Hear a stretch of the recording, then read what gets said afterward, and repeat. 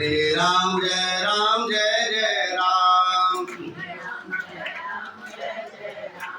श्री राम जय जय राम। बोलिए भद्रेश्वर भगवान की, श्री रामचंद्र महायज्ञ की। ये क्या है? ओम श्री रामचंद्र महायज्ञ की, श्री सीताराम भगवान की, श्री हनुमान जी महाराज की, सब संतन की, सब भक्तन की, श्री सद्गुरुदेव भगवान की, श्री सीताराम नाम महाराज की। श्री रामचंद्र यज्ञ का आप सबने दर्शन किया। ये 4 आवरण के पूजन का क्रम पूरा हुआ है और इसके बाद कथा का क्रम शुरू होता है। सब जगह आप सब कथा सुनते रहते हैं। मधुबनी जो है यह भक्तों का स्थान है। बड़े बड़े भक्त, बड़े बड़े संत यहाँ हुए, वैष्णव हुए, सभी गृहस्थों में भी बड़े बड़े संत हुए हैं। हम सब ने उनके दर्शन किए। तो यहाँ बारंबार रामाचार्य होता रहता है और सबको दर्शन करने का अवसर प्राप्त होता है। सबको कथाएं मालूम है, फिर भी भगवान की कथाएं जितनी बार सुनो उतनी देर नहीं लगती है और बार बार सुनने का मन होता है। आइए कथा के क्रम में प्रवेश करें। बोले भद्रेश्वर भगवान की। श्री पार्वती कथा प्रारंभ।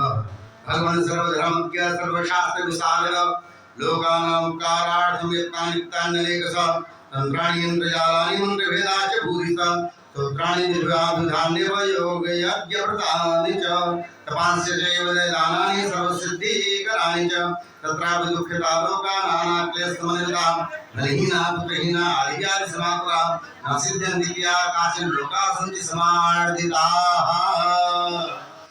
भगवान भोलेनाथ बैठे हुए थे। एक बार पार्वती जी उनके चरणों में जाकर के प्रणाम करती हैं और पूछती, ये दोनों ऐसे हैं श्रोता वक्ता के रूप में कि महाराज भगवान के परम प्रेमी हैं और कथा सुनने जाते हैं या कथा कहते हैं। जब कोई नहीं मिलता ना तो एक व्यक्ति कहने लगता है और एक व्यक्ति सुनने लग जाता है।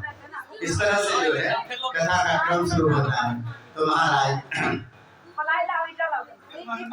नारायण नारायण नारायण हरि ओम मैया शांत कथा हो रही है। हाँ। हो गया, अब हो गया, इतना ज्यादा नहीं लगाएंगे। सुनो ना, ये नहीं तो दो सके छी केला हां जुटो के दिकर आइना दियो ना हां ई चल इसे देंगे महाराज जी जो कहें। महाराज जी के दूसरा विचार था, जैसे करके मार्किन पे बिछा के केला का पत्ता बिछा रखे जाइए, ये बिछा लीजिए। इसके लिए क्या प्रयत्न, 2 मिनट का तो काम है। जो बन पाए तो किया, नहीं बन पाया कोई बात नहीं।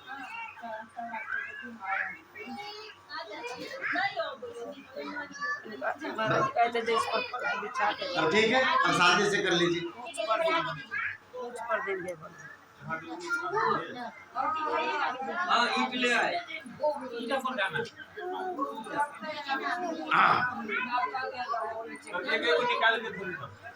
अरे थाली के साथ रख लीजिए ना, फिर लेके जाना है क्या? और भी लेके आना है क्या? हो गया।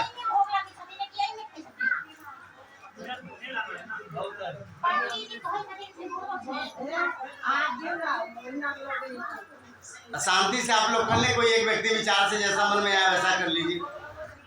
सीता हो गया। अम्मा अम्मा बनाने वाला बना रहा, लाने वाला ला रहा, परेशान है पीछे। हाँ सीताराम।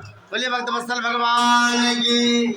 शंकर भगवान के चरणों में पार्वती जी जाती है और पूछती है कि बाबा आप सभी धर्मों के जानने वाले हैं और सब कुछ जानते हैं आप, तंत्र यंत्र जंत्र सिद्धि पूजा पाठ वेद सब कुछ। वेदा शिव शिवो वेदा वेदाभ्यासी सदा शिव, भगवान वेद साक्षात शिव है। तो आपसे क्या छिपा हुआ प्रभु? संसार में नाना प्रकार के जो है सो समस्याएं, नाना प्रकार का उपाय, जीव संसार में जन्म लेता है तो बड़ी अभिलाषा होती है, अरे मैं नगर बसाऊंगा, मैं इतना धन कमाऊंगा, मैं इतनी लंबी कार खरीदूंगा, हैं? और ऐसा ऐसा करूंगा, मन में बड़ी कल्पनाएं होती है। धीरे धीरे व्यक्ति बड़ा होता चला जाता है और काम जब करता है संसार में, तब जो है समझ में आता है कि बड़ी कठिनता हो रही है, इतना सरल नहीं है। ये चुटकुला चलता है ना कि लोग कहते हैं कि बचपन में सोचता था कि जब मैं बाद में बड़ा होऊंगा तो मैं खूब दान करूंगा और खूब गरीबों की सहायता करूंगा, पर जब मैं बड़ा हो गया तो मालूम चला सबसे गरीब तो मैं ही। अब मैं किसको क्या? ये संसार का स्वरूप है। तो बड़ी मनोविलांछा होती है कि ये करें, ये करें, ये करें, ये करें। सब मनोविलासा पूरी करने के लोग प्रयत्न करता है, बहुत उपाय करता है, सब मनोविलासा सबकी होती नहीं। महाराज किसी को धन है तो उसको खाने वाले लोग नहीं, किसी के पास खाने वाले 10 लोग हैं तो महाराज खाने की जगह नहीं, क्या खिलाए पता नहीं, ऐसी स्थिति है। महाराज किसी के पास बड़ा विशाल शरीर है, बड़ा विशाल शरीर है, पर उसमें बहुत सारे लोग हैं। कोई व्यक्ति बड़ा दुबला पतला है पर महाराज उसके खाने की व्यवस्था नहीं। संसार इसी तरह का है, भोग है तो भोगने का सामर्थ्य नहीं है, जहाँ भोगने की इच्छा है वहां भोग नहीं है। यही संसार है। देवी ने कहा कि प्रभु ऐसा कोई उपाय है जिसके जब मन में जो आए और वह अभिलाषा पूरी हो जाए। आप तो जानते हैं धनहीना पुत्रहीना आदि भी आदि सब बोला। जब ऐसी बात कही भगवान भोलेनाथ मुस्कुराए हैं, पर कहे देवी तुमने बहुत सुंदर प्रश्न किया। बंदौ पद धर धरण सिरु विनय करौ कर जोरी भरणौ रघुबर विमल जसु श्रुत सिद्धांत निचोरी। अति आरती पूछो सुरराया रघुपति कथा कहूँ करी दाया। जब पार्वती जी ने ऐसा कहा मुस्कुराए भोलेनाथ कहते हैं देवी आपने बहुत सुंदर प्रश्न किया और प्रश्न की सुंदरता इसलिए है इसमें निजी स्वार्थ नहीं है, आप संसार के सुख के लिए प्रश्न कर रही हैं। देवी मैं आपको बहुत सुंदर उपाय बतलाता हूँ, ऐसा उपाय जो करना नहीं पड़ेगा, केवल स्मरण मात्र कर लोगे, केवल सोच लोगे आपका काम बन जाएगा। जी कैसा? यज्ञ श्री रामचंद्रस्य, ये स्मरण मात्र, जिसके स्मरण मात्र करने से आपका कार्य बन जाएगा। बोले ऐसा क्या यज्ञ है? बोले यज्ञ श्री रामचंद्रस्य साधनानां च साधक। भगवान श्री राम जी का जो एक यज्ञ है ना, रामार्चा यज्ञ, वह संसार में कैसे भी आपकी मनोभिलाषा हो वह पूरी करने वाली होती है निश्चित रूप से। महाराज कोई भी अभिलाषा, हाँ 4 पुरुषार्थ होते हैं संसार में, धर्म अर्थ काम मोक्ष। चतुर्थ पुरुषार्थ की सिद्धि श्री रामार्चा यज्ञ से हो सकती है। महाराज केवल सोच लो तब 100 में से 99 रामार्चा है कि व्यक्ति का काम पूरा होता तब कराता है। मतलब आपने खाली सोचा बेटा हो जाए, बेटा हुआ तो आपने रामार्चा कराया, आपने सोचा पोता हो जाए तो रामार्चा कराएंगे, पोता हुआ तो रामार्चा कराए। आधे लोग तो भूले जाते, हो गया तो बउआ पोता पोती खिलाने में बस बुढ़िया भूल गई, 10 रुपए चढ़ा के चली आई, कौन करेगा? 1.5 लाख का पलंग खरीदी, 15,000 का रामार्चा नहीं कराई। ऐसा होता है जीवन में, बहुत सारे लोगों के साथ होता है। तो महाराज ये कहने का मतलब आप मन में सोचते हैं केवल तो हो जाता है। इसी की ऐसी 100 में से 99 होते हैं जी। ऐसा है देवी, ऐसा संसार में कुछ नहीं है जो इसको नहीं मिल सकता। अरे भैया हर चीज का पावर होता है, टॉर्च का पावर है ना, कितना 50 मीटर तक जा सकता है, ऐसे ही हर चीज का पावर होता है। इसी का कितना पावर है, क्या क्या काम इससे बन सकते हैं। भगवान बड़ा सुंदर कहते हैं भोलेनाथ, ब्रह्मा स्वयं यज्ञ, ब्रह्मा जी इसी यज्ञ के प्रभाव से इस संसार का सृजन करते हैं। महाराज इस पूरे संसार का पालन भगवान विष्णु इसी यज्ञ के प्रभाव से करते हैं। देवी पूरे संसार को जब प्रलय करना होता है ना, तो इसी यज्ञ के प्रभाव से मैं संसार को प्रलय में ला पाता हूँ।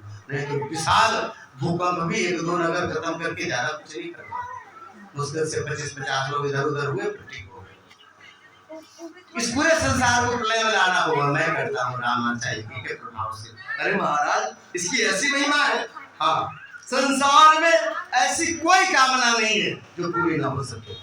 जिसको पुत्र नहीं है पुत्र मिलता है, जिसको पौत्र नहीं है पौत्र मिलता है, जिसको धन नहीं है निर्धन है दरिद्र है उसको धन की प्राप्ति होती है, जिसको राज्य में छूट गया हो उसको राज्य की प्राप्ति होती है। महाराज जो सामान्य व्यक्ति जिसको 5 उंगली मुंह तक आने की दिक्कत होती है उसको फैक्ट्री खुल जाती है रामार्चा एक के प्रभाव से। यह सब स्वरूप है।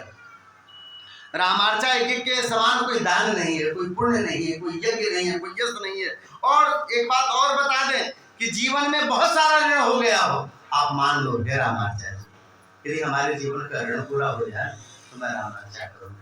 हमारे जनकपुर में भी एक ऐसे ही थे, उनको कहा मान लो भी बड़े परेशान है, फिर 7 करोड़ रुपया माथे थे, बहुत ज्यादा वहाँ पे बहुत सुविधा जोड़ते हैं सब, तो बहुत लंबा जा रहा है, वो खुद ही बड़े कारोबारी। मैंने कहा मान लो हो जाएगा। बाद में भगवान की बड़ी कृपा हुई, वो फायदे में आ गए, बड़ी लंबी चौड़ी कार खरीदी, 1.5 करोड़ का मकान बनाया, खूब टेढ़े बन के चले, आज तक रामार्चा। लेकिन ये कैसे ठीक होता है? कराए ना कराए, किसी से करा ले, बहुत छोटी सी चीज है। जीवन में कभी कभी भगवान से किया हुआ वादा आप पूरा न करो तो इसमें कथा आती है, इसके कारण जीवन में कष्ट आते हैं। आपका यदि भगवान में मन लग रहा है, आपको यदि हनुमान चालीसा पढ़ने की इच्छा हो रही है, मुख से अपने आप सीताराम निकलना है, आप जान जाओ कुछ अच्छा होने वाला है। जीवन में जब भगवान से मन अलग होता है ना, उसी समय से दुख का कारण शुरू होता है। कहा हनुमंत विपत प्रभु सोई, जब तब सुमिरन भजन न होई। जीवन में आपको रामार्चा देखने का अवसर की प्राप्ति हो रही है, आप समझो कुछ अच्छा होने वाला है। ठाकुर जी अपने आप खींच करके लाए, 100 काम रहे होंगे, मैया लोगों को कहाँ छुट्टी होती, कहीं छुट्टी होती है, घर में 1000 काम होते हैं, फिर भी आप रामार्चा में यदि हैं तो अच्छा होने वाला सबों के साथ, ऐसा मानना चाहिए, इनकी कृपा है। तो यहाँ कहते हैं कि महाराज इससे बड़ा कुछ नहीं हो सकता, सब प्राप्ति हो जाती है।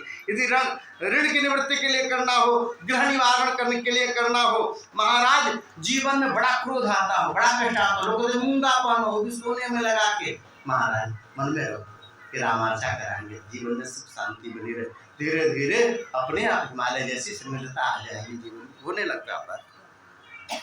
ऐसा कुछ भी नहीं कि इसके बिना ना हो सके, इसके बिना कोई हो नहीं है, इसके जैसा कोई व्रत नहीं है, तप नहीं है, दान नहीं है। जो जो आप कामनाएं करेंगे वह निश्चित रूप से पूरा होगा। यम यम चिंतयेत कामम तम तम प्राप्नोति निश्चितम। जो जो आप अच्छा सोचेंगे वो होगा, बुरा सोचेंगे तो नहीं होगा। ठीक है, हाँ, अच्छा जो भी सोचेंगे तो भगवान की कृपा से निश्चित रूप से होगा। और एक बात बता रहे हैं कि महाराज कल्प कोटि सहस्रेषु न तेषां फल भाग भवेत्। कहते हैं करोड़ों कल्प के जब पुण्य जलते हैं तो जीवन में रामार्चा का उदय होता है, लोग रामार्चा कराते हैं, ऐसा मानना चाहिए। एक बात और है, आप कुछ भी कर्म करते हैं, बहुत लोग जाकर के अभी कुंभ नहा करके आए होंगे, त्रिवेणी स्नान करके आए हैं, बहुत लोग कुछ कर गए, बहुत लोगों ने तो 5-6 जगह का टिकट बना लिया, गंगा सागर भी नहा के चले आए, जगन्नाथ जी का दर्शन करके आए। अच्छा, इतने जगह गए, सब जगह जाके माना, पोता पोती हो जाए, फैक्ट्री हमारी खुल जाए, मेन चौराहा पे दुकान एक खुल जाता, बड़ा बेटा की सरकारी नौकरी लग जाती है, छोटी को तो लाला है, तो लाली हो जाती है, बहुत कुछ माना होगा, कई बार पूरा नहीं होता रहता है। तो क्या इतने यज्ञ, इतने व्रत, इतने तप, इतने दान सब व्यर्थ है? बोले नहीं। अब जो कह रहे हैं आप ध्यान से सुनना, आप जो भी पुण्य कर्म करते हैं ना, उसकी चाबी रामार्चा है। जब तक आप रामार्चा नहीं करते हैं उनके फलों की सीधे प्राप्ति नहीं होती। कैसे? जैसे बाबूजी ने बहुत सारा धन रखा है, हमारे जो है जजमान जी जो है, इन्होंने बहुत सारा धन रखा, बड़ी सी पेटी बनाई, उसमें धन रखा, अपने बेटे को समझा दिया, लो बेटा तुम छोटे बेटा हो, तुमको सबसे ज्यादा मानते हैं, ये पेटी तुमको देते हैं, इसमें हमने जितनी कमाई है धन जवाहरात अपने दादा परदादा वाला सब कुछ इसमें रखे, ये तुमको दे दिए, ये तुम्हारे पास रहेगा। बेटा बड़ा खुश, आके पेटी ले आया है अपने पास, उसकी चाबी नहीं, उसमें ताला पड़ा हुआ, चाबी तो दी नहीं। अब वो जो है चाहे 10 साल रखे, चाहे 20 साल रखे, जब तक उसकी चाबी नहीं मिलेगी तब तक उससे उसको 1 रुपया फायदा नहीं है, तो पान नहीं खा सकता उस पेटी के साथ। क्यों? उसको मालूम ही नहीं उसके अंदर क्या है, उसका कोई फायदा नहीं, क्योंकि उसके ऊपर ताला पड़ा हुआ है। वो जो ताला पड़ा, ऐसे ही आपने जितना व्रत किया, पुण्य किया, स्नान किया, त्रिवेणी नहाए, उन सबके पुण्य के ऊपर जो ताला पड़ा है उसकी चाबी रामार्चा है। जब भी आप रामार्चा करते हैं तो पोता सोचते हैं तो पोता होता है, पोती सोचते हैं तो पोती होती है, फैक्ट्री सोचते हैं तो फैक्ट्री होती है। ये दिन बदलते रहते हैं महाराज। यदि आप 3 साल बाद रामार्चा कराने जाओ और मालूम चले कि पिछले वाले ने जो अपना जो है उसके टीने के छत के नीचे रामार्चा कराई थी, इस बार छत हो गया है तो छत पे रामार्चा हो रही है। पिछली बार दुकान पे रामार्चा कराई थी, अगली बार एजेंसी और डिस्ट्रीब्यूटर जो लिया हुआ उसके रामार्चा हो रही है। पिछली बार जब कमाया था तो बेचारा लड़का परीक्षा के लिए प्रयास कर रहा था, इस बार सरकारी नौकरी लगी है और पहला तनख्वाह भेजा, रामार्चा में लगा देना इसमें से 5000 रुपये। अच्छा लगता है, ये रामार्चा का प्रभाव है। जीवन में ये सब उतरते रहते हैं। यदि आप इसमें कोई धृष्टता नहीं करते, सठता नहीं करते, तो आपको इसके अनंत फलों की प्राप्ति होती है। बाकी आपने अपने हिसाब से तो स्वयं ही बचा लिया बुद्धिमानी करके, है ना। तो इस तरह से रामार्चा के फल की प्राप्ति होती है। ये रामार्चा की ऐसी मैया, पार्वती जी के कान खड़े हो गए, अरे राम राम, इतनी बड़ी महिमा, किसने सुनी रामार्चा, किसने करी रामार्चा। अब बताया भगवान विष्णु जी के नाभि कमल से ब्रह्मा जी प्रकट। ब्रह्मा जी ने चारों तरफ देखा जल ही जल, बड़े परेशान। अब क्या करें, आवाज आई, ब्रह्मा जी सृष्टि करो। कैसे करें, पीछा 2 तरह की करो, अर्थजा वृत्ति संकुला। अरे भैया रोटी भी बनाओ तो आटा चाहिए, कठौता चाहिए, पानी चाहिए, तावा चाहिए, चूल्हा चाहिए। चकला बेला नहीं होगा तो हाथ से ठोक लेंगे, ठीक है, लेकिन बाकी सब चीज तो चाहिए ना। इतना बड़ा सृष्टि कैसे कर लेंगे, पानी के बीच में कमल के ऊपर बैठे हुए।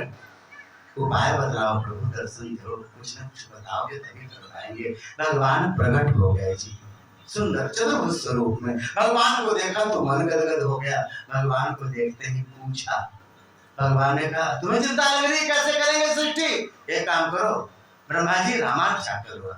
ये रामार्चा कैसे करते हैं, अरे ब्रह्मा जी एक सुंदर क्या कहते हैं स्थान की परिकल्पना कर लेते हैं, फिर किसी तालाब के किनारे अपने घर में एक सुंदर से स्थान को गोबर मिट्टी से लेप करके मंडप बना के करते हैं। पहले किसी अच्छे ब्राह्मण को जाकर के उससे दिन निकलवा लेते हैं। उससे भी पहले साधु संत महात्मा वैष्णव जो आपके मोहल्ले में है आसपास में, उनके चरणों में माथा डाल करके कहते हैं बाबा हमको अपने दरवाजे में रामार्चा कराने की बड़ी इच्छा, आशीर्वाद दो पूरा हो जाए। बाकी सब तो पूरा होता है, घर में पूजा पाठ नहीं होगा, बड़ी दिक्कत होती है, एक साथ सबका डेट ही नहीं बन पाता। तो आप कृपा करो पूरी हो जाए। साधु महात्मा वैष्णव को निमंत्रण, यदि होगा तो हम बाबा आपको बुलाएंगे, अपने चरण हमारे यहाँ जरूर रखना, हमारा घर पवित्र होगा। साधु संत वैष्णवों को पहले उनसे आशीर्वाद लेते हैं, अच्छा सा दिन दिखला लेते हैं। रामार्चा के लिए बहुत दिन नहीं देखना चाहिए, क्यों, अरे जो दिन बनाने वाले उन्हीं की पूजा हो रही है। जिस दिन पूजा करने का जो आपका मन हो गया ना, वो सबसे शुभ है। क्यों, तदेव लग्नम सुदिनम तदेव ताराबलम चंद्रबलम तदेव विद्याबलम दैवबलम तदेव लक्ष्मीपतिम तेंग्रियों स्मरामि। भगवान श्री राघवेंद्र सरकार श्री किशोरी जी के चरण कमल का जिस दिन ध्यान अमृत करने का अवसर मिल गया ना, उससे अच्छा दिन आपके जीवन में कभी जन्म नहीं हुआ। अवसर कहाँ आता है महाराज, व्यक्ति खा लेता है, पी लेता है, सो लेता है, बतिया लेता है, टीवी देख लेता है, दिन निकल जाते हैं, मुझसे एक बार सीताराम नहीं निकलता, होता है। हम सबके जीवन में ऐसी घटना घटती है, बड़ा कठिन है, पर यदि हो रहा है ना तो आपके जीवन में प्रगति होने वाली, उन्नति होने वाली, भगवान कृपा करने वाले, ऐसा मानना चाहिए। तो अच्छे दिन को देख करके रामार्चा करें और फिर क्या करें, सुंदर से स्थान को गोबर से लीप करके तैयार करके, ये आप केले का मंडप देख रहे हैं, केले का मंडप बना करके पीले कपड़े को बिछा करके 21 कोष्ठ का यंत्र बनाया जाता है, ऊपर से सुंदर चंदोबा लगाते हैं और उसको लाल पीला नीला गुलाबी ऐसे रंगों से रंग करके चावल के चूर्णों को और सजाते हैं। उसके बाद प्रथम आवरण का पूजा होगा, उसमें 23 देवी देवताओं का पूजन अयोध्या पद्धति से, प्रथम में गौरी जी का, अंतिम में भोले बाबा। द्वितीय आवरण में 13 देवी देवताओं का पूजन जो उनसे ऊपर है, भगवान के समीप है, पहले अयोध्या जी का और अंतिम में भगवान के 8 मंत्रियों का। तृतीय आवरण में फिर भगवान के परिवार के लोगों का, जिनको प्रणाम करते हैं, जिनको अपना मानते हैं, बगल में बैठाते हैं, पिताजी, ससुर जी, माता जी, सास जी, तीनों भाई, उनकी पत्नियां और हनुमान जी महाराज। चतुर्थ आवरण में भगवान श्री सीता राम जी का षोडशोपचार पूजन किया जाता है। 6 किलो लड्डू कम से कम बनाने चाहिए, वो भी शुद्ध घी के। अधिकतम आपको बांटना हो तो 11 किलो 21 किलो जो बना लो आप, ना सामर्थ्य तो रिफाइन में बना लेना, लेकिन 6.25 किलो शुद्ध घी में बनाने चाहिए। बेसन के लड्डू बनाने चाहिए, शुद्ध सामग्री लाओ, अच्छे अच्छे वस्त्र जितना आपका सामर्थ्य हो अपने हिसाब से उसमें डंडी नहीं मारनी चाहिए। थोड़ा सा ऐसे कर देंगे तो थोड़ा कम हो जाएगा।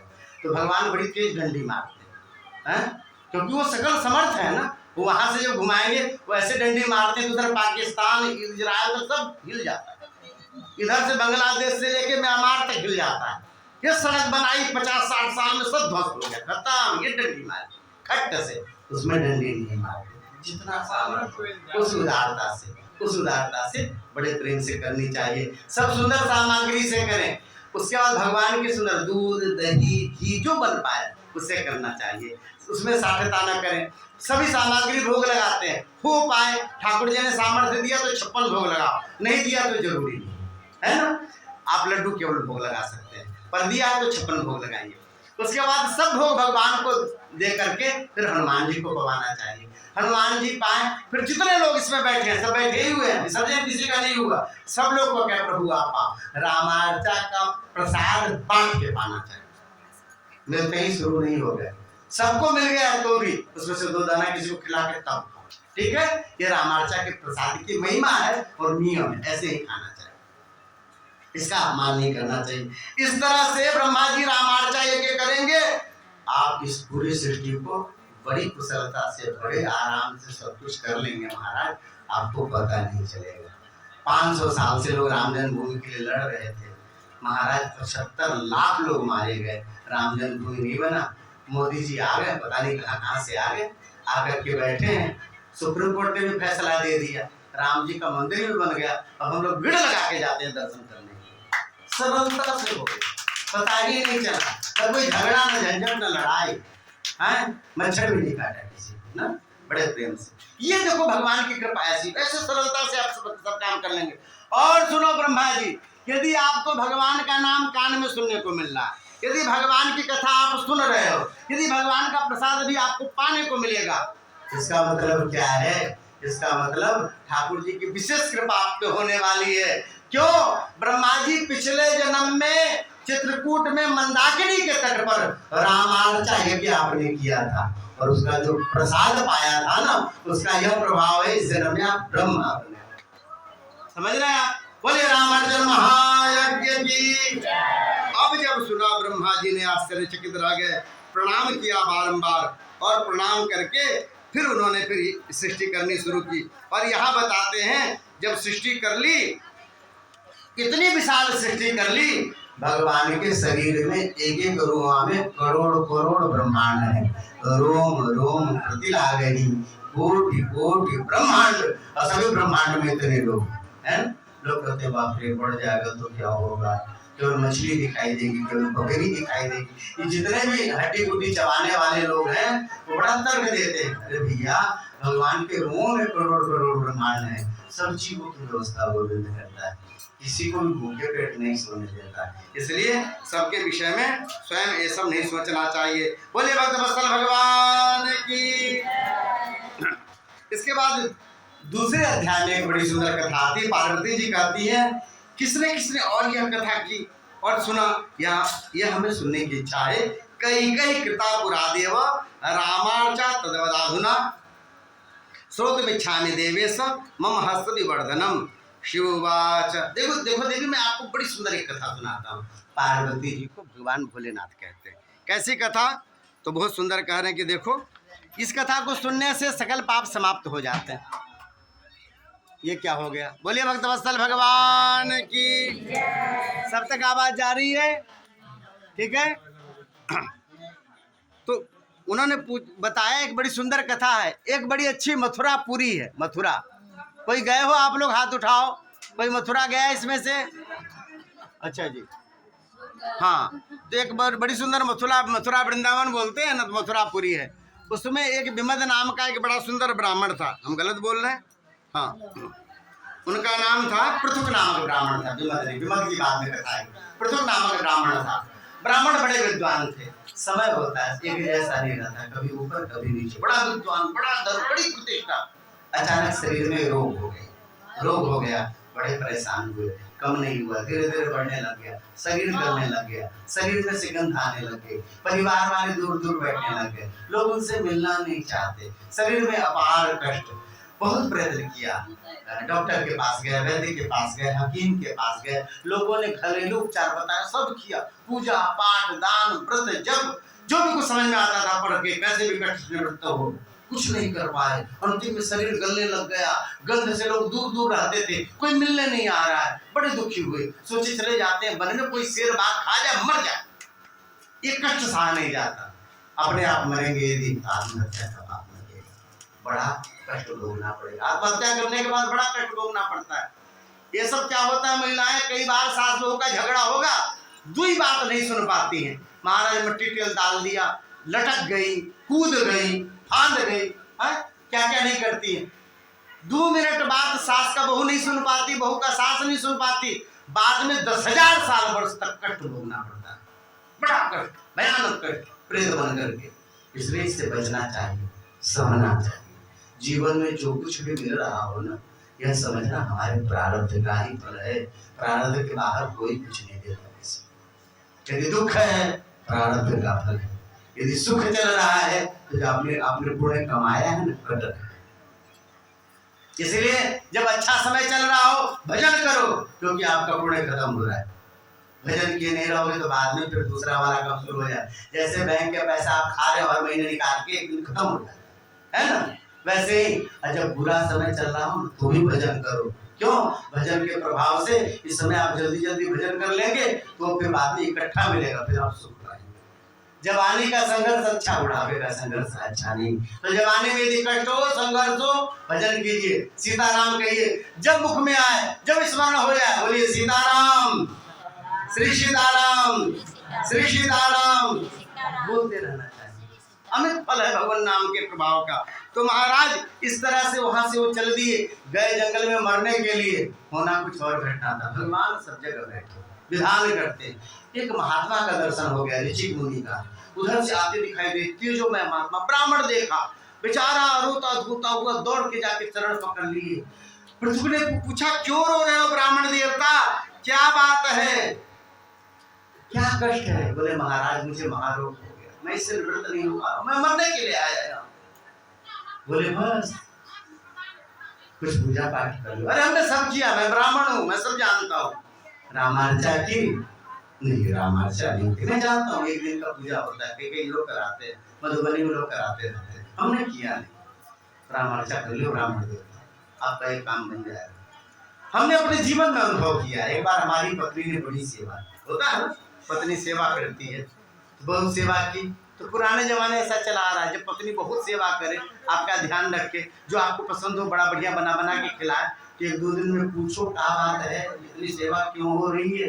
ऋषि ने भी पूछा इतनी सेवा का कारण क्या है, तो पत्नी बड़े प्रेम से बताएगी कि बड़ा सुंदर साड़ी को लटका हुआ है दुकान पे, हम देख के आए। जब सामने वाले ज्वेलर्स के हैं तो बड़ा सुंदर हार है, उतने पैसे नहीं, कोई किस्त मिले तो 12 महीना 24 महीना में दे देंगे। तो सब पकौड़ी का तुरंत में जवाब मिल जाता है, इतना खिलाए रहते हैं। ऋषि की बड़ी सेवा हुई। पत्नी से पूछा इतनी सेवा का कारण क्या है? बोले महाराज आप तपस्वी हो, सब लोगों का काम करते हो, सब जगह जाके पूजा कराते हो, कथा कराते हो, सबका काम बनता है। हमारे मायके में कोई बेटा नहीं है, संतान नहीं है, उनका वंश कैसे आगे चलेगा? आप कोई उपाय बतला दो जिससे उनका वंश चले। उन्होंने कहा हम अपने पिताजी से पूछ के बताएंगे। भृगु ऋषि जी से पूछा, भृगु ऋषि जी ने कहा जाके कहो रामार्चा, रामार्चा के प्रभाव से उनके यहाँ संतान होगा। रामार्चा के किया उनके पिताजी ने, यानी ऋषि के ससुर ने, जिसके फलस्वरूप उनके वंश में श्री विश्वामित्र जी महाराज का आगमन हुआ। वह विश्वामित्र जी कहते हैं भगवान राम का ध्यान जंगल में बैठकर ऋषि मुनि हजार वर्ष तक करते हैं हृदय में। वो भगवान राम लक्ष्मण उनके पीछे पैदल बिना चप्पल के जनकपुर तक चल करके आए थे। वो विश्वामित्र जी रामार्चा के प्रभाव से प्रकट हुए। पंडित जी समझ गए ना, जाके रामार्चा करो। बोले रामार्चा महायज्ञ की। ब्राह्मण के मन में विश्वास हुआ, लौट करके आया, आकर के निश्चित व्यसन खरीदा होगा, चीनी खरीदी होगी, शुद्ध घी खरीदा होगा, और लड्डू बनवाए होंगे, फूल खरीदा, चंपा का फूल खोज करके लाए, रामार्चा किया, रामार्चा किया, बड़े मन से किया। व्यक्ति आर्त होता है ना तो भगवान में मन लगता है, कोई इसको पूछता नहीं, तब जानता है भगवान के अलावा हमारा कोई है नहीं, एक ही द्वार बचा हुआ है, इसको पाल लो, बना लो, इसको सजा लो। तो बढ़िया से रामार्चा किया, रामार्चा करके सबको प्रसाद बांटे, स्वयं पाए, सुबह जब उठे हैं तो धीरे धीरे पॉजिटिव मन में लगा शायद ठीक होगा, होने लग गए, ठीक होने लग गए, धीरे धीरे रोग की निवृत्ति हो गई, स्वस्थ हो गया ब्राह्मण, बिल्कुल स्वस्थ। जो दवाई ठीक नहीं हो एकदम ठीक हो गए। हमारे यहाँ महाराज गोरखपुर में एक दीपक भैया है, ONGC में बड़े इंजीनियर थे, उनको बोन कैंसर हो गया, रीढ़ की हड्डी का। डॉक्टर बोला वो हो गया, आप बिस्तर पर ही रहे, अब कुछ नहीं हो सकता। उन्होंने कहा हम राम जी के सहारे, राम जी के सहारे जो रहता अवटन घट्टा पटी ऐसी है, जो कुछ नहीं हो सकता ना राम जी के चरणों में वो भी हो सकता है। तो बोले महाराज आपका मेडिकल बताता है कि आप नहीं ठीक हो सकते, कैंसर हो गया आपकी हड्डी में। महाराज उसके बाद फिर उन्होंने क्या किया, थोड़े दिन पड़े रहे, भगवान का उसी में जप करते रहे, धीरे धीरे राम जी की ऐसी कृपा हुई, चलने लग गए, रोज जाने लग गए। दोबारा जाके जांच कराया, कैंसर नहीं मिला शरीर में, खत्म। हिमालय चढ़ के आए एवरेस्ट, कहता था चलना मना है, बेड पे सोए रहना पड़ेगा। भगवान की कृपा से सब हो सकता है। ब्राह्मण देवता ठीक हुए, बारंबार राम अर्चा करने लग गए। एक बार राम अर्चा कर रहे थे, एक चिड़िया मारने वाला व्यक्ति जो चिड़िया मार के खा जाता है, तो मुसर होते मुसर मार के खा जाता है, वो आया, उसने देखा कोई पूजा हो रही है, किसी का भी पूजा हो रहा, प्रसाद उरसाद तो बटेगा, कुछ खट्टा मीठा मिलेगा, उसको पाएंगे, ऐसा विचार करके रुका रहा। जब प्रसाद मिला तो खाया, चलते बना, क्या मालूम कौन पूजा था। दूसरे दिन फिर पहुंचा चिड़िया मारने के लिए, एक शेर उसको मार के खा गया। यमदूत आए, गले में पास बांधा, खींच के ले जाने लग गए नरक में। तब तक भगवान के दूत आए, इसे छोड़ दो। क्यों छोड़ दे, महान पापी है, जीवन में पुण्य नहीं किया, पेट को मुर्घटिया बना के रखा है, जीव खाता, हड्डी गुड्डी कुछ जमाता है, लेग पीस कर मारा राक्षस की तरह। तो ऐसे लोग है, मारा ऐसा पापी है, ये तो पक्का नरक में जाएगा। तो नहीं, इसने एक बार रामाचा का प्रसाद खाया, ये ऋषि लोक में जाएगा, ब्रह्मलोक में जाएगा, स्वर्गलोक में जाएगा, पर ये नरक में नहीं जाएगा। छुड़ा लिया जी उसको, छुड़ा लिया। यमदूत गए यमराज के पास, अरे कैसे के पास भेज दिया महाराज, भगवान के पास से छुड़ा के ले गए, क्यों? अरे पूजा का प्रसाद खाया, रामाचा का प्रसाद खाया था। अरे बुद्धू, तुम्हारा आज भाग्य है, रामाचा का जिसने प्रसाद खाया था उसके तुम्हें दर्शन हो गए। रामाचा के प्रसाद की बड़ी महिमा है, रामाचा के पूजन की बड़ी महिमा है। अरे राम नाम की महिमा है भैया। अब कोई दिखे उसे दूर से प्रणाम कर लेना। बोलिए भक्तवत्सल भगवान की। एक तृतीय कथा आती है, ये पूछते हैं कि महाराज ऐसी रामाचा इतनी इसकी महिमा। बोले हाँ, इस महिमा का एक और बात सुन लो। कई बार लोग मनोतिया कर लेते हैं, पर महाराज जब भगवान दे देते हैं तो व्यक्ति भूल जाता है। एक सेठ था, उसका नाम था नारायण। एक मिनट, महाराज वो जो सेठ था, उस सेठ का नाम था सरम। क्या नाम था? सरम। सरमेति इति विख्याता धनाढ्यो सत्य संहिता असत्य संहिता। उसका नाम था सरम। कई बार क्या होता है, जैसा नाम होता है वैसा गुण नहीं होता है ना। नाम रहेगा सरस्वती, उसको अपना नाम लिखना नहीं होता है ना। नाम रहेगा महाराज हीरामणि त्रिपाठी, और बेचारा हीरा का रुपया के लिए तरसता रहता है। इस तरह का भी होता है कई बार, जैसा नाम होता है वैसा गुण नहीं आता।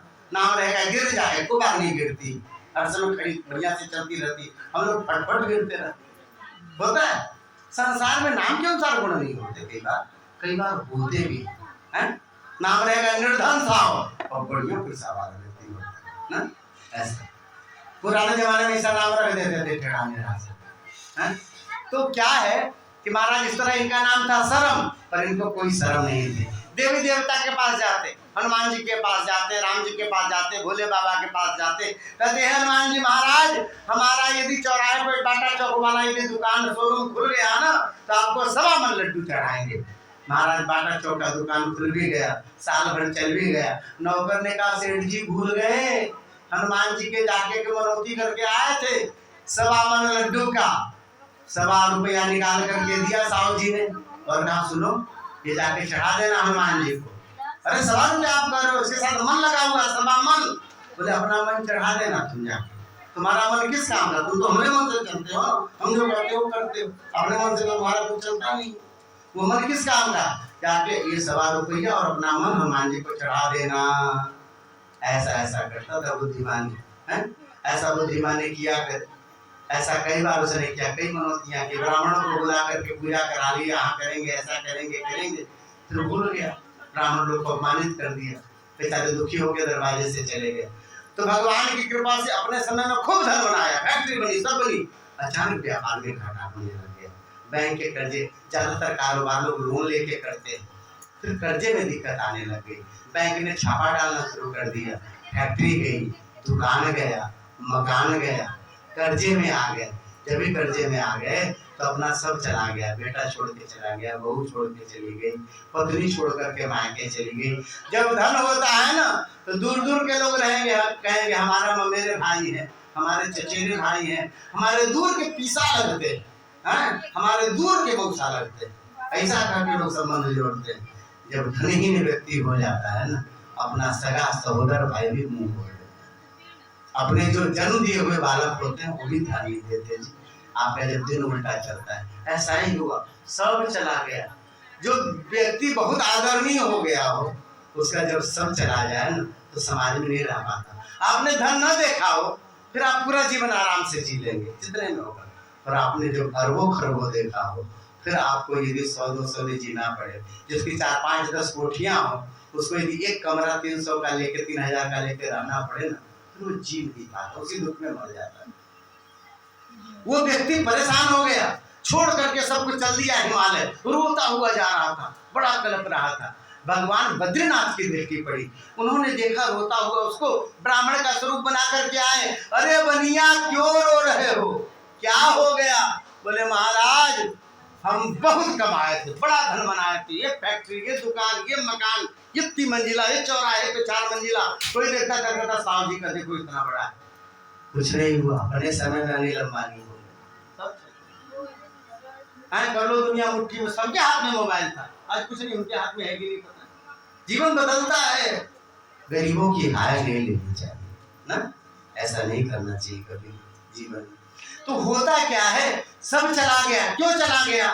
ब्राह्मण के रूप में जब भगवान आए तो उन्होंने बताया तुमने देवी देवताओं की मनौतियां की, पूरा नहीं किया, धन कमाने में ही लगे रहे, तुमने ब्राह्मणों को बुला करके अनुष्ठान पूजा कराया, वो दुखी होकर के तुम्हारे पास से चले गए, ये कारण हुआ देवता। तुमने गरीबों के लिए, सामान्य दिनहीन के लिए, अपने कुटुंबियों के लिए भी, जो पैसे वाले थे उनके साथ तो रिश्तेदारी निभाई, जो गरीब थे, गुरबा थे, अपने भाई थे, बंधु थे, उनकी तरफ मुड़ के नहीं थे। जीवन में आपके पास जब धन आता है उसके बहुत सारे कारण हो सकते हैं, हो सकता है आपका बेटा ये जो पैदा हुआ हो, उस बेटे के कारण भगवान ने देखा इसके भाग्य से सबको रोटी मिली। हम समझते नहीं रहते हैं, छोटी सी कथा सुन लो, इससे लेना देना उसका कुछ नहीं है, लेकिन आपको समझ में आएगा। कभी कभी किसी के कारण पूरे परिवार का धन, पूरे परिवार का पोषण होता रहता है। एक बस जा रहा था, बस में सब सवारियां बैठी थी, उसके ऊपर बिजली गिरने लग गई, अगल से गिर जाए, बगल से गिर जाए, सामने से गिर जाए। ड्राइवर सिहर गया, उसने कहा इसमें जरूर कोई पापी बैठा हुआ है जिसके कारण बस में बिजली बार बार गिर रही है। एक काम करो, एक एक करके सब लोग जाओ, सामने के पेड़ को छू के आओ, जो पापी होगा उसके ऊपर बिजली गिर जाएगी, बाकी लोग बच जाए। होता है, किसी के पाप के कारण ही कष्ट आता है, ये बात है। महाराज बस खड़ी हो गई, अब एक एक व्यक्ति डरता हुआ कांपता हुआ बाहर की तरफ गया, वहां जाकर के पेड़ को छुआ, जब लौट करके आया अपने आप को फील किया मैं सबसे बड़ा धर्मात्मा हूँ, मेरे ऊपर बिजली नहीं गिरी।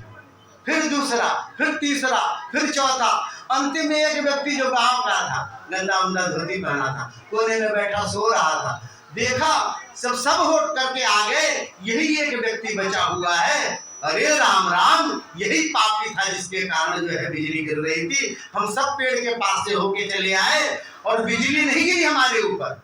इसका मतलब यही पापी था जिसके कारण बिजली गिर रही थी, उसको बाहर निकालो। अब उसको बाहर निकालने लग गए तो रोने लग गया बार बार, अरे हमें क्यों निकालते हो, रहने दो, हम तो सो रहे थे। नहीं नहीं, तुम बड़े पापी, तुम्हारे कारण इन लोग के, इतने लोग के प्राण संकट में पड़े हैं, अब जो है तुम बाहर निकलो। बेचारा रोता कलपता रहा, जबरदस्ती धक्का देकर के उसको बस से बाहर निकाला, कहा पेड़ छू करके आओ। वो जब भी पेड़ के पास गया, अचानक उसके ऊपर बिजली गिर पड़ी है। किसके ऊपर?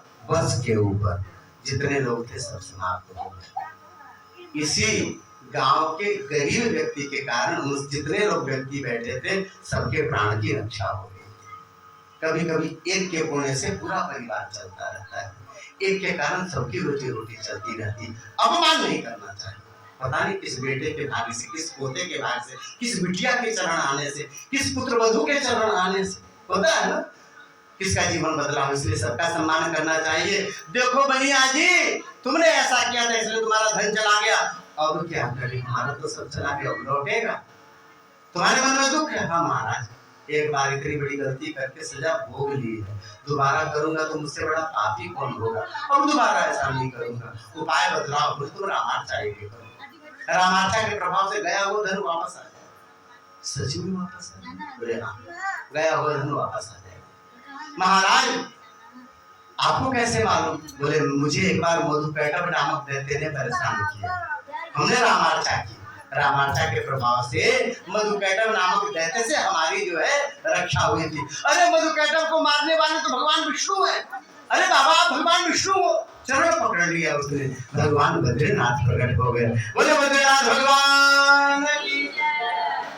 सेठ ने प्रणाम किया, लौट करके घर आया है।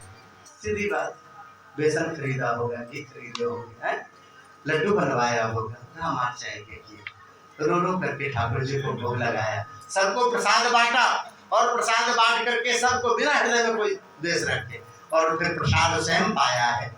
रात में नींद अच्छी आई, सुबह जगने को आया, लोग मिलने आने लगे। अरे सेठ जी तुम कहाँ चले गए थे, नगर छोड़ दिया तुमने? अरे तुम इतना अच्छा धंधा करते थे, तुम चले गए तो हमारा कारोबार बैठ गया, तुम माल बेचते थे तो हमारा माल बिक जाता था। एक काम करो, फिर से धंधा शुरू करो आप। बोले हमारे पास पूंजी नहीं है, हमारा तो सब चला गया। बोले हम तुमको क्रेडिट पे माल दे देंगे, आप धंधा करो, जब बेच के पैसा देना। व्यापारी तो था, बुद्धि मालूम था, फिर से धंधा शुरू कर लिया, क्रेडिट पे सामान मिलने लग गया और बेचना जानता था, फिर बिकने लग गया। रामार्चा जी की कृपा ऐसी हुई, धीरे धीरे धन आने लग गया, बैंक के पैसे दे दिए, फैक्ट्री छुड़ा ली, दुकान छुड़ा लिया, घर छुड़ा लिया, सब छुड़ा लिया, फिर से धनवान हो गया, फिर कारवार सब दरवाजे पे खड़ी हो गई। और जब भी ऐसा हुआ ना तो बेटा लौट के आ गया जी, बहू लौट के आ गई, पोता पोती आ गए, सब लौट के आ गए। मायके जो पत्नी जाके बैठ गई थी कि तुम्हारे जैसे के साथ कौन रहे, रोज पुलिस आ रही, रोज बैंक वाले आ रहे, पत्नी भी रोती हुई चली आई। अरे प्राण देवता आप कहाँ चले गए थे, हम आपके बिना बड़े दुख में। महाराज स्त्री के पति के अलावा संसार में कोई उपाय नहीं होता। आपका एक बार विवाह हो जाए ना तो मायका हो चाहे कुछ भी हो, करोड़पति हो, अरबपति हो, आपके काम नहीं आ सकता। हाँ पति आपके साथ है तो सब आपके साथ, पर आप पति का द्रोह करके आप कहीं भी जाओ तो वहां सुखी नहीं रह सकते। पूरे संसार में शुरू से ऐसी घटना रही, क्योंकि इसीलिए पति को परमेश्वर कहा जाता है। इस एक के रहने से आप 100 बने रहते, और एक हट जाए ना तो जितना जीरो लगा दो जीरो ही होता है, फिर उसका कहीं सम्मान नहीं होता। पत्नी लौट करके आई, प्राणनाथ आप कहाँ चले गए थे, हम आपके बिना बड़ा दुख पाया जीवन में। ऐसा होता है ना, होता है। एक चुटकुला सुन लो जी। एक पत्नी मायके गई हुई थी, 15 दिन बाद वापस आई, पतिदेव एकांत में मिले, धीरे से पूछा, अरे धर्म पत्नी सुनो, तुम मायके गई थी, वहाँ भाई रहा होगा, भतीजा रहा होगा, पिताजी रहे होंगे, सहेलियां रही होंगी, बहुत व्यस्त समय रहा होगा, हम लोग को कभी याद करने का मौका नहीं आया होगा तुम्हें, कोई ऐसा समय हुआ जो मुझे याद किया हो तुमने? पत्नी ने कहा हाँ जी, एक बार आपकी बड़ी याद आई थी। पति प्रसन्न हो गया, चलो एक बार तुमने हमें भी याद किया, कब? बोले जी जब बस स्टैंड पे उतरे, अब कूली नहीं मिला ना तो बक्सा बड़ा भारी था, तब आपकी बड़ी याद आई। पतिदेव की यही सब व्यवस्था रहती है, ऐसे ही माने जाते हैं। बोलिए भक्तवत्सल भगवान की। सेठ ने जीवन भर ये किया, तपस्या की, व्रत किया।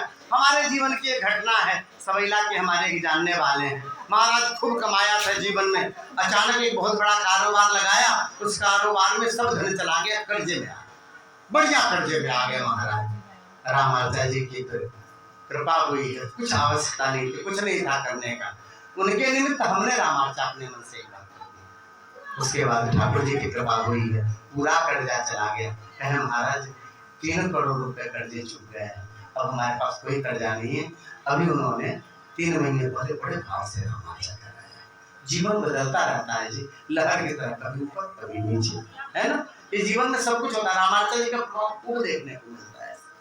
तो इस तरह से जीवन में सेठ के दुख सब चला गया, सुख फिर से आ गया। बोलिए भक्तवत्सल भगवान की। रामाचा कौन कर सकता है, कौन नहीं कर सकता। महाराज ब्राह्मण क्षत्रिय वैश्य रामार्चा में बैठ सकते हैं, उसके अलावा जो शूद्र है वह नहीं बैठ सकते, ऐसा कहा जाता है। पर ये मूल विधान नहीं है। मूल विधान यह है जिसके गले में तुलसी होगा वो रामार्चा में बैठ सकता, वो ब्राह्मण हो, क्षत्रिय हो, वैश्य हो, शूद्र हो। जिसके गले में तुलसी नहीं है वो चाहे ब्राह्मण भी होगा, नहीं बैठ सकता रामार्चा में, ऐसा विधान है। अच्छा, लेकिन मनौती सब कर सकते हैं। क्यों? भगवान ने सबको प्रकट किया। सब मम प्रिय सब मम बुझाए, सबको भगवान ने बनाया है। जिसके मन में जो भी मनौती हो, अच्छी मनौती, कल्याणकारी मनौती, जो आपके हित में होने वाला हो, ऐसा मनौती सबको ही मान सकता है। रामार्चा भी सबको ही करा सकता है। वो कैसे कराएगा? जिसके गले में कंठी नहीं है तो कोई कंठी वाला खोज करके अपना प्रतिनिधि बनाएगा, उसको बैठा के रामार्चा कर, ऐसे रामार्चा हो जाती है। ऐसी बहुत सारी रामार्चा, जो कंठी नहीं बांधे हैं और उनकी मनौती पूरी हो गई तो रामार्चा करा लेते हैं। ऐसे करा लेना चाहिए। इस तरह से रामार्चा होता है। आप छोटी छोटी चीज चढ़ाए ना, किसी ने फूल चढ़ाया, कोई कपड़ा चढ़ाया, कोई मिठाई का डब्बा लेकर के आया था, है? कोई चूड़ी चढ़ा रहा है, कोई लहठी चढ़ा रहा है। ये छोटी छोटी चीजें चढ़ाने का क्या फल होता है? एक छोटी सी कहानी सुन लो। एक विमद नाम का ब्राह्मण था। कहाँ था? उड़ीसा में ब्राह्मण था। लेकिन आजकल बहुत सारे ऐसे ब्राह्मण आपको मिल जाएंगे, तिवारी जी, शुक्ला जी, पंडित जी, झा जी, हैं, कि महाराज ऐसे ढाल लिया करते हैं, न नहाने का, न धोने का, न पीने का, न खाने का, कुछ सौर नहीं। खाली नाम जब पूछो तब पता चलेगा ये झा जी है, ब्राह्मण है। बाकी कर्म सब चांडाल वाले होते हैं ना। ऐसे आपने देखा? नहीं देखा? हाँ, बहुत सारे गिन के रखते हैं। हाँ, बहुत सारे मिलेंगे, इस तरह से मिल जाते हैं। ऐसा ही एक ब्राह्मण था विमद। जीवन में बहुत सारे उसने अवगुण पाल लिए। अब अवगुण पाल लिए तो उसको अवगुण को बनाने के लिए उसकी व्यवस्था करनी पड़ेगी। पीने की व्यवस्था है तो उसके लिए पैसा चाहिए, तो चोरी करने लग गया, डकैती करने लग गया, बाहर में गाड़ी खड़ी कर दो, उठा के बेच ले, ऐसा वाला, ऐसा करने लग गया। लोगों ने राजा से जाके शिकायत की, राजा ने उसको देश निकाला दे दिया। जब भी देश निकाला दे दिया, वो चला गया गुजरात, वहां जाके चोरी करने लग गया, वेश्यागमन करने लग गया। महाराज जो भी धन कमाता जाके वेश्या को दे के आता। वेश्या को फूल बड़े पसंद थे, सुंदर सुंदर फूल लेकर वेश्या को देता। एक बार राज्योद्यान में, राजा के उद्यान में चोरी करी, सुंदर सुंदर फूल मिल गए, जैसा गुलाब का फूल आया था। हम लोग के दरवाजे पे ऐसा फूल तो लगता नहीं, कहीं अच्छी जगह से आता है ना। तो ऐसे सुंदर सुंदर फूल चोरी किए, ले जा रहा था वेश्या को देने, गिर गया हाथ से। एक देवदत्त नाम का व्यक्ति जो जा रहा था रामार्चा करने के लिए, उसे फूल मिला। अरे बड़ा सुंदर फूल है, रामार्चा जी को चढ़ाएंगे। जाकर के सुंदर गंगा जल से धो करके रामार्चा जी को चढ़ा दिया। इसको कुछ नहीं मालूम, ब्राह्मण को चोरी करता, डकैती करता। उसने जाकर के जो है फिर वेश्या को अपना जो भी बाकी फूल दिया था, और जाकर के एक जगह रात में एक ब्राह्मण के घर में चोरी की। ब्राह्मण के घर में जो महाराज देर तक तो रात में जगेंगे और सुबह जल्दी उठ जाएंगे। शालिग्राम जी को नहाना है, पूजा करना है, पाठ करना है, जजमान के यहाँ जाना है। 3 बजे से गुड़ गुड़ गुड़ गुड़ गुड़ शुरू हो जाते हैं। पंडित जी लोग का यही काम है। अब वहाँ जल्दी जग गए, इसको क्या मालूम लोग इतनी जल्दी जग जाएंगे। मधुबनी वाले तो 8 बजे तक सोते हैं सुबह, है? वो जल्दी जग गए महाराज पंडित जी के। अब जग गए, जाग हो गई तो पकड़ा गया। चोर घर में घुसा था, पकड़ा गया। लोगों ने इतना कूटा, वही मर गया। तो यमदूत ले गए नरक में। चित्रगुप्त ने कागज खोला, अरे राम राम, ब्राह्मण के शरीर में रह के इसने इतने पाप किए। जो व्यक्ति जानता नहीं, जो जिसको सत्संग नहीं हुआ, जिसके घर में वेद पाठ नहीं होता, गलती कर तो क्षम है, अनजान व्यक्ति क्षमा कर दो। अरे ये तो ब्राह्मण था, इसने जानते हुए पाप किया, इसको डबल नरक मिलेगा, इसको डबल दंड मिलेगा। इसको जाके खदरांगारक नरक में डालो, लाल लाल आग, पकेगा, जलेगा, मरेगा नहीं, तड़पेगा। उठा के ले जाने लग गए, चिल्लाने लग गया, खदरांगारक नरक। अचानक सामने देखा सुंदर पुष्पक विमान। यमदूतों ने पूछा, भैया तुम कहाँ से आ गए पुष्पक विमान लेके? बोले, जो व्यक्ति है ना विमद नाम का ब्राह्मण, इसके हाथ से टूटा हुआ फूल एक बार रामार्चा जी को चढ़ गया जी, जिसके फलस्वरूप 6 महीने के लिए इसको पुष्पक विमान मिला। 6 महीने के लिए फिर बोले इसके बाद जो इसका कर्म होगा इसका उसको दंड दे देना। 6 महीने ये सुख में इस पुष्प विमान में घूमेगा। अरे विमल ने सोचा मैंने जीवन में मंदिर नहीं दर्शन किए, जीवन में साधु सत्संग नहीं किया, ये कैसे हो गया?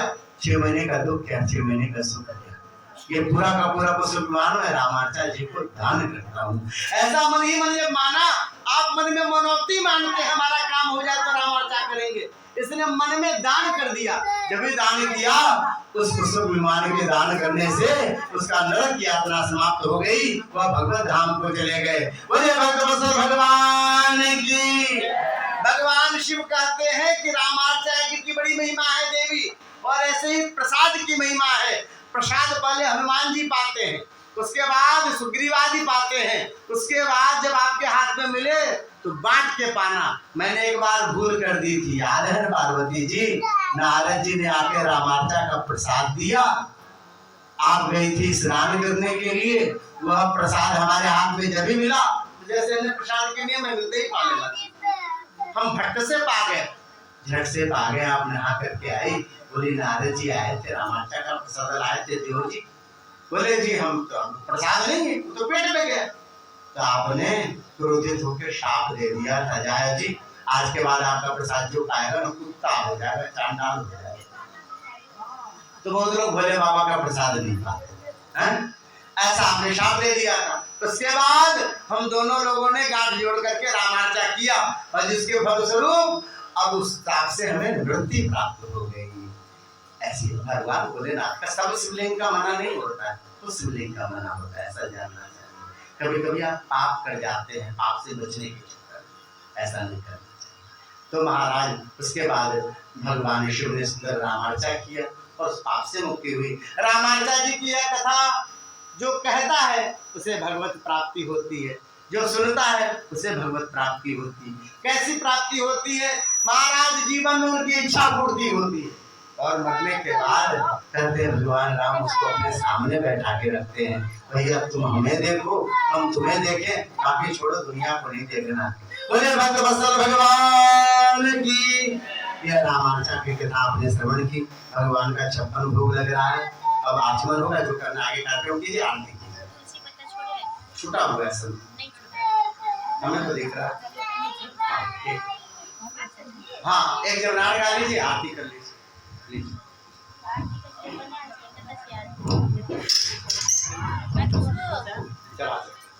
चला